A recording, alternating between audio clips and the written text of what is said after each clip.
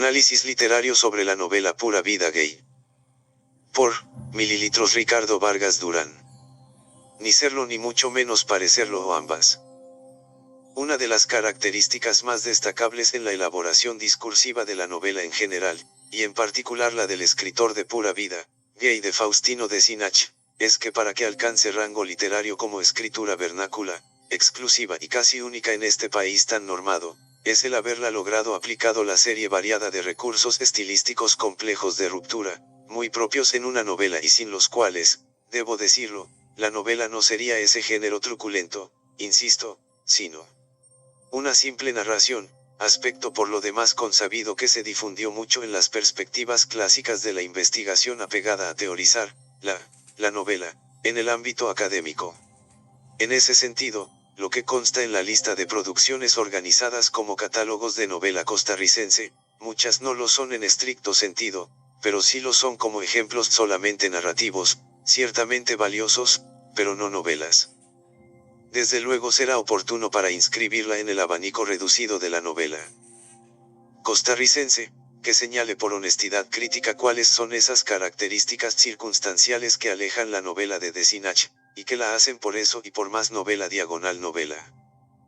El primer recurso que aplica la novela es el del cronotopo baghtiniano. En este se funden en un diálogo curioso por afirmar y contradecir simultáneamente, aspectos que tienen que ver con las enunciaciones propias de tiempos con asuntos dichos en lugares muy distantes entre sí, a veces inclusive disímiles y distantes, y que obedecen a una relectura de parte del autor, quizá el de un pasado remoto, tanto más, tanto menos y que se le concede vigencia actualizada como otra singular dicción. Eso que nos hace entrar como sociolectores participando en dos corrientes aparentemente similares, y que dicho sea de paso, lo afirmo porque las sugerencias obvias y otras no tanto en la novela, nos ubican en una rara condición de atmósfera difuminada, por instancias melosa, como también sorpresiva, dinámica algo como decir, atributos altivos por un lado y rebajadores por el otro, propios de los entramados socializado en toda cultura propia y ajena y que la hacen la cultura. En este sentido el escritor diagonal lector, se inscribe y se desinscribe a veces, sin casi notarlo, otras estallando violentamente resistiéndose. Cabe decir que uno simpatiza con la escritura amándola pero también la puede llegar a odiarla. Pero el cronotopo en general y los cronotopos particularmente habitados en este tiempo y en este lugar pseudo-idílico como se piensa es la cultura y la sociedad local Pura Vida, contiene la serie de imágenes cuyos atributos son 1. La cárcel de personajes que ocupan los lugares tradicionalmente superiores e inferiores según les tocó en suerte, al representar los papeles más recalcitrantes propios del poder de lo sagrado y de los poderes habituales en lo político con sus víctimas opresas, ambos formulados como son en la realidad, con todos los atributos simbólicos posibles, pero que en virtud del modelo recargado ya de por sí por la simbólica del poder alto y bajo, también representa la tan temida cara de la bifrontalidad del divino Yanou, la de la satisfacción morbosa y pienso obsesiva y perversa de prácticas sexuales que no respetan por ningún motivo lógico el hecho de ser sin parecer.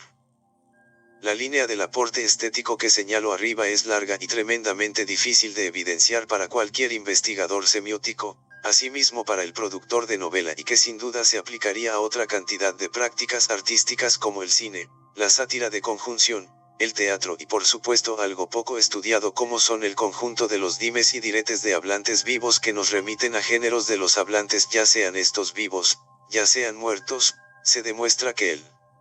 señorío de ciertas figuras públicas altas y bajas, que cohabitan con modelos tiranos que nos indica la supremacía de una carne que más que estar en su estado puro, reclama los arders propios de la naturaleza humana insubordinada dominando a ambas partes.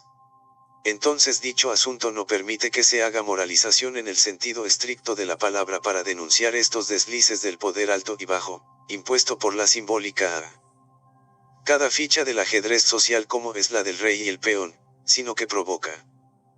como la misma novela lo hace, que se abran las réplicas permanentes de prácticas perversas que son, pues aunque indebidas ciertamente, no dejan de tener su acicate en la materialidad de seres humanos, demasiado humanos en el otro sentido. Así el autor articula a modo de juego de palabras, nominaciones donde se funden los nombres de viejos conocidos y que desplegaron un papel protagónico en la moralización del pueblo en un tiempo en que ante la sociedad, representaron el rostro de la idealización religiosa como cosa pública cuya efectividad estuvo certificada por la imagen pública propia del lugar por lo demás público, pero escondiendo la otra cara material o carnal y que ciertamente la conocen los muchos que están en este ámbito por razones de supervivencia y placer como lo son los de la pobreza interesada, o simplemente como sino al despertar a una vida de prácticas sexuales mestizas, intrínsecas al gran negocio de la putería masculina y como perpetuación quizá, de la comercialización del cuerpo como objeto sexual deseado y demandante como medio arbitrario de para la subsistencia, asunto que a mi entender demostraría con eficacia que la nobleza ideal o romántica, no lo es tanto, ni la bondad sucinta, ni que insistamos en creernos el país más feliz del mundo al considerarnos ser tan justos con nuestros semejantes pues todos y todas somos según reza el principio normativo, iguales en derechos y garantías y bondades de Dios y de la patria. 2. El segundo recurso que observo y con dudas de mi parte, es el hecho que la novela enuncie los malabarismos de la simbólica social como un juego lleno de construcciones surrealistas. El lector se puede perder en un bosque espeso que no es bosque ni tampoco es pesado, sino más o menos, la alusión entredicha de los legítimos derechos y las ilegitimidades que también tienen los hablantes de articular sus puntos de vista aunque debamos saber que ni son propios pues irremediablemente pertenecemos a una cultura local habitual e ideológica, ni tampoco las articulaciones de los hablantes tienen a su haber por antonomasia el de ser precisos ni tampoco concisos. Los hablantes suelen elaborar su discurso, en las tesituras dinámicas de las palabras obligadas para comunicar o comulgar con el otro a su favor o en contra y que me parece, es lo deliciosamente esquizoide por mucho y por lo demás acá y allá, articulaciones plenas de esfuerzos humanos que con el tiempo y el ejercicio, desgastan la superficie propia y ajena para colocarlas en un registro diríamos relativamente lógico, actual o efectivo aunque siempre trastornado y abocado a las mismas modas del entorno con su retorno espacio-temporal que las hacen ser razonablemente hablando del tiempo y del espacio como maldición de marca mayor. La autoría de la novela se ha dado el lujo de abundar en construcciones discursivas en el lugar de los desacuerdos relativamente propios y por lo demás relativamente comunes. En este sentido la característica provisional propia en las novelas no convencionales como esta, coloca al lector en una situación paradójica pues sabe que tiene en sus manos un texto, pero que éste es de por sí, tan incompleto en afirmaciones y observaciones sumarias, que el lector se tiene que dar a la tarea de redondearlas si es así su deseo. Sin embargo yo los insto a eso, pero ¿en qué se puede apoyar el lector entrecruzado para asegurarse que su aporte es el debido? No hay fórmula que responda cabalmente la pregunta, al fin de cuentas así como hay muchas víctimas y victimarios de frente o de espaldas, por delante y por detrás dentro de la novela cosa de la que no estoy convencido que es así de simple, al lector se le concede un lugar un tanto ingrato para que ejerza el divino derecho de interpretar y de colocar si lo desea lo suyo propio, cosa que sucede en todo coloquio como dinámica irrenunciable en el enunciado de la novela devenido del deleite en el simposium, donde opinan todos y cada uno de los que beben sin límite alguno colaborando en la orquestada búsqueda de la verdad como proceso por igual inconcluso. El tercer elemento es el travestismo en el imaginario constructivo de la trama, en ella literalmente hay travestis con plena conciencia de ejercer este derecho tan impopular entre los conservadores a ultranza, destacando singularmente a la Iglesia Católica, inconsciente de que con sus mismos instrumentales simbólicos, los trajes feminoides, los modelos trans, modos y gestualidades rituales y demás linduras, provisiona al mundo social de un abastecimiento cultural poderosamente ambivalente que oscila entre codificaciones binarias. 3. De lo que se ha dicho y dice en sentido estricto binario en Occidente, es masculino y lo que respecta a lo femenino.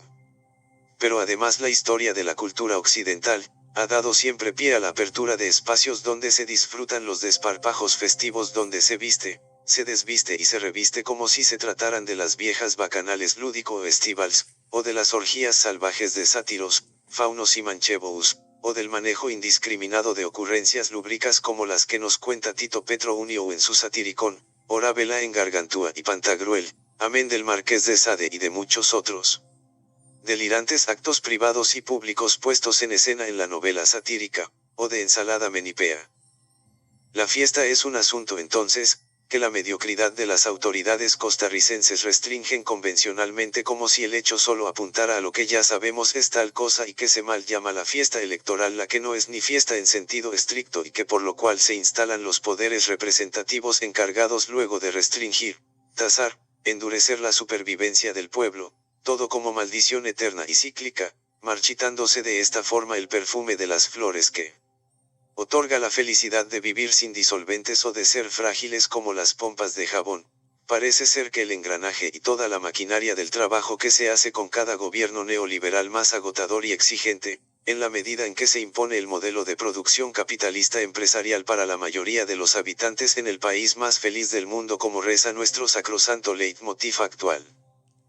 En este sentido uno no entiende por qué el que pone las cláusulas de lo pseudo festivo, de la fiesta inapetente en sí misma, y sin obtener más tratos con los cambios falsamente prometidos en campaña electoral, insisto, los mismos de siempre generación tras generaciones al auspicio de partidos no perecederos, vuelven una y otra vez al ejercicio del poder en forma vertical sin que la gente se canse de ellos, sea porque han demostrado su incapacidad para administrar para el bien común. Gobernando para minorías de poder económico con los beneficios de la ley y el desorden. Desorden ciertamente como capta la novela, que logren obtener rangos de impunidad casi absoluta, malversando el dinero público, o también deslizándose por el límite de sexualidades públicamente censuradas, no vale la frivolidad ni las mentiras como estrategia de la posverdad que estriba en la mendacidad como hecho entre dos, uno miente y el otro le tolera sabiendo que miente. Figuras y figurones como clasifica a los gobernantes el álbum de Figueroa, soberbios acaudalados llegando al extremo de decir en su tiempo y lugar, que es y cómo ser feliz porque ellos dicen que es así, y sosteniendo esta argumentación fundamentados como buenos conservadores chapados en los viejos moldes de autoritarismo simplón, dicho sea de paso, muy efectivo por arrastrar a los demás. 4. En la memoria local hay muchos ejemplos de esta constante dominación moralizadora y rectora, ello desde que tenemos memoria escrita, documentada, que configura, determina y es transferida en los actos educativos familiares y públicos, con la imagen de formar parte de las buenas personas, subordinado, que no chista, al colonizado en primer lugar en la historia del país sin castas ni ambiciones, al labriego sencillo pobre y humilde, sin tierra, sin trabajo, sin hogar y desgarrado por él hambre, sino del predicado hombre humilde incapaz tan siquiera de levantar los ojos, ni hablar para no ofender a sus superiores bonachones, a quienes no se le condenan los excesos pues son pecadillos por ser quienes, un hombre taimado material insatisfecho en secreto, digno inclusive en sus más tórridas ansias de superior riqueza y de pulsiones carnales. De tal manera la novela ciertamente aduce un propio desequilibrio constante dentro de la memoria popular. Pienso entre el ser y el padecer a causa de los otros que son despiadados en el ejercicio del poder, principalmente de los que han obtenido otro rostro de incienso sacrosanto, por ello, sus nombres de curas famosos, sexys, son presentados en la amalgama de la novela, diríamos monstruosamente fusionados, haciendo las veces de criaturas de pesadilla diurna que aterrorizan, pureza diagonal. Impureza, a los oyentes que, sin embargo de las muchas falacias y condenas, derrochan a su vez una eficaz actividad manipuladora con suaves instrucciones, envolviendo dulcemente a tiempo casi completo con sus pautas, considerándoseles a su favor, gente especialmente inspirada por la mano de Dios y de la Iglesia, clarividentes e inspiradores para una mayoría que los adora irracionalmente declarándolos como los héroes más sexys del momento, erotizados en la tesitura de los medios audiovisuales, pletóricos de mensajes estimulantes que día a día, traen las melodías de las buenas y sanas costumbres cívico-divinas y mucho dinero a las empresas de comunicación. Estas columnas pulidas y monstruosas de la fe transferida, es por igual la que promueve y ensalza la empresa televisiva y la radiofónica, la misma que produce además de mucha atención ciudadana en horas de transmisión aventajada, dinero cierto orden público. Sin duda alguna marcará la prerrogativa sigilosa a modo de disyuntiva trágica me parece, en que lo aparentemente correcto obtiene por un lado las grandes verdades ideológicas, sumando el gran secreto de la transgresión sexual como locura obsesiva y narcisista, así que los mismos límites morales de los que son y los representan, practican por igual sus aberrantes deslices inventando rituales iniciáticos para acceder a los consabidos derroches venéreos póstumos en la literatura erótica de casi todos los tiempos. Ya sabemos cuál es la lógica final: el transgresor de los límites cívico-divinos, se expone peligrosamente, pues como es circunstancial, en otro trágico momento, queda a merced de otro que condena y castiga, salvo excepciones, las suciedades cometidas, sus delitos. Claman al cielo y a la tierra los terribles castigos finales. 5. Por último, el cuarto eslabón que configura toda novela, y esta en lo particular, consiste en padecer de una vida bastante corta y muy difícil de que sobrevivan ciertos fragmentos del ideologema de la misma, muchos, de los que indican que el escritor trama con materiales hurgados en una realidad real, dichos, ofensas, pensamientos caóticos, frases y modelos de articulación significante y por demás en los acontecimientos contingentes que muy probablemente tendrán que investigarse cuando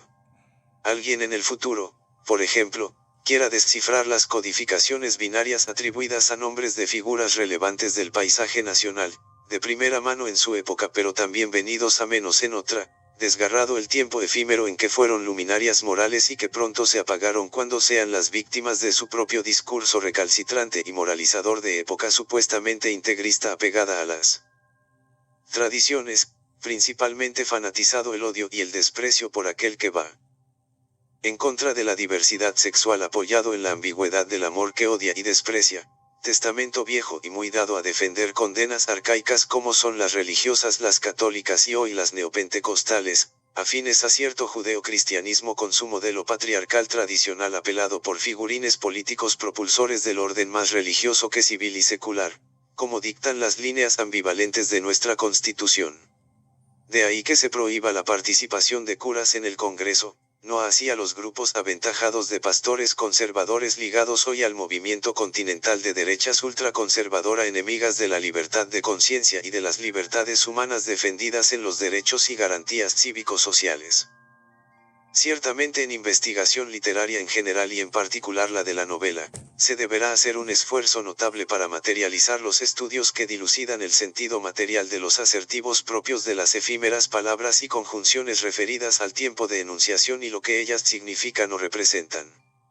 Por eso las prácticas literarias que adquieren forma y color, para decirlo de alguna manera, en el derrotero de los significados y significantes propios, es con mucho efímero y a veces imposible de interpretar.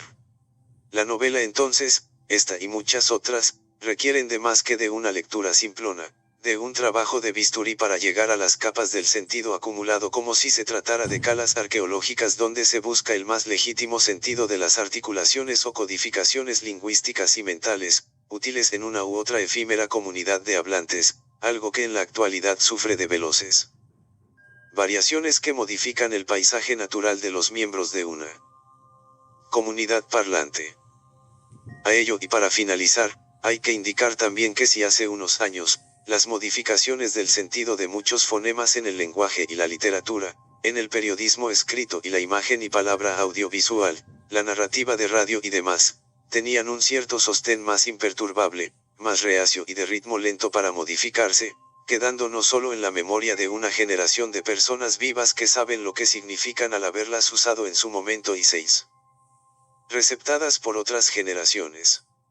Hoy, con las nuevas tecnologías de la comunicación tan agresivas en dicha materia, los cambios son vertiginosos y hasta sofocantes. De hecho, tanto es así, que los comunicólogos hacen un servicio rastrero a la maquinaria electoral para implantar las palabras adecuadas a sus intereses, muchas veces válidos, pero no éticos.